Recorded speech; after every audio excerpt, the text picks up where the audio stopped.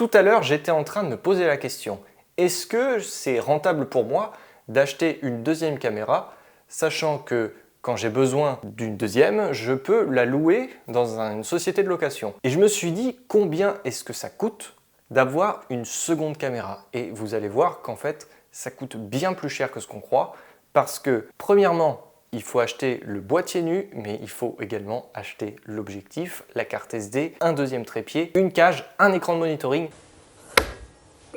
Mais je m'en étais pas rendu compte parce que lorsque j'ai acheté cette caméra, j'avais déjà des accessoires que j'avais accumulés sur plusieurs années. Et donc tous mes investissements au niveau du matériel se sont faits sur une grande période. Donc je m'en suis pas vraiment rendu compte. Si je veux investir dans une nouvelle caméra, je serai obligé de tout prendre d'un coup.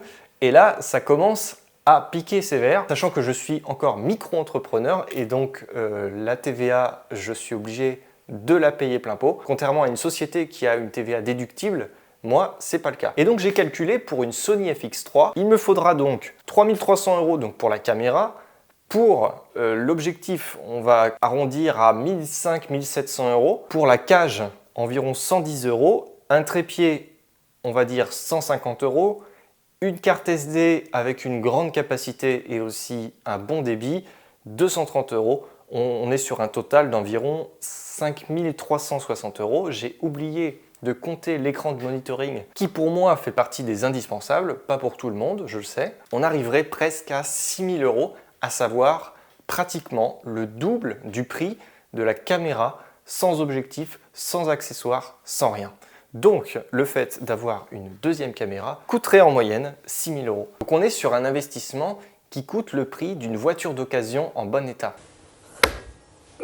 Et là, je me rends compte que si j'avais été en société, même si avoir une société demande pas mal de charges, j'aurais pu avoir un avantage à ce niveau-là si on enlève les 20% de TVA. C'est énorme! Donc nous, qui avons des plus petits moyens, devons investir plein pot avec 20% de TVA. Alors tout le monde paye cette TVA, mais c'est vrai qu'il faut y réfléchir à deux fois. Est-ce que ça vaut le coup d'investir dans une deuxième caméra qui vaut le prix d'une à deux voitures d'occasion quand on sait qu'on peut louer occasionnellement, lorsqu'on en a besoin, une caméra dans une société de location? C'est un calcul à faire. Moi, je pense que je vais essayer d'y réfléchir au fur et à mesure et de me fixer cet objectif sur le long terme en attendant, évidemment, lorsque j'ai besoin d'une deuxième caméra, parce que je propose ce genre de service. Je viens de vous prouver que acheter une caméra, ça peut valoir le double du prix du boîtier nu. Et donc se dire, oui, il me faut environ 3000 € pour m'acheter une FX3. Alors préparez-vous parce que vous devrez mettre beaucoup plus. Si vous prenez des marques entrée de gamme, des alternatives,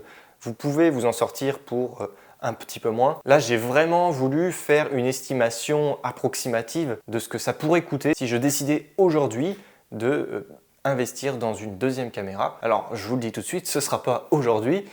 Mais voilà, je vais quand même y penser sur le long terme et y réfléchir à deux fois parce que la location, des fois, ça peut également être rentable dans certains cas. La vidéo, ça coûte cher pour celui qui fait ce métier. C'est beaucoup d'investissement. Je sais qu'au début, j'ai dû mettre tous mes revenus dans du matériel parce que tout bonnement, ça coûte extrêmement cher et pour avoir un setup correct, il faut vraiment débourser beaucoup d'argent. Et donc c'est pour ça aussi, pour certains, c'est très compliqué de se lancer.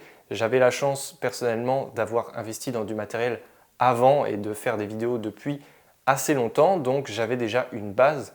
Mais pour ceux qui débutent de rien, ça peut vous coûter assez cher. J'ai pris l'exemple personnellement d'une Sony FX3 qui n'est pas la caméra la plus abordable, je le conçois. Et beaucoup de vidéastes décident d'investir dans celle-ci, donc c'est pour ça que j'ai pris cet exemple. Mais voilà, moi j'aime bien faire des petites analyses comme ça et me mettre à calculer des choses. Ça m'a permis aujourd'hui de faire cette vidéo. J'espère que vous l'avez appréciée. Dites-moi dans les commentaires si vous pensez que louer est une meilleure alternative que acheter du nouveau matériel. Dans ce cas précis ou dans un autre cas, n'hésitez pas à me le dire et à débattre un petit peu, à me donner votre avis sur est-ce que ça vaut le coup d'économiser pour investir ou est-ce que ça vaut plus le coup de louer dans une agence spéciale. Voilà, si vous avez besoin de mes services, n'hésitez pas à me contacter à galet.aurelien@gmail.com ou directement en messagerie LinkedIn ou en messagerie privée Instagram par exemple. Je suis disponible pour répondre à toutes vos questions et pour éventuellement mener à bien votre projet vidéo, quel qu'il soit. Voilà, merci d'avoir visionné cette vidéo, à bientôt.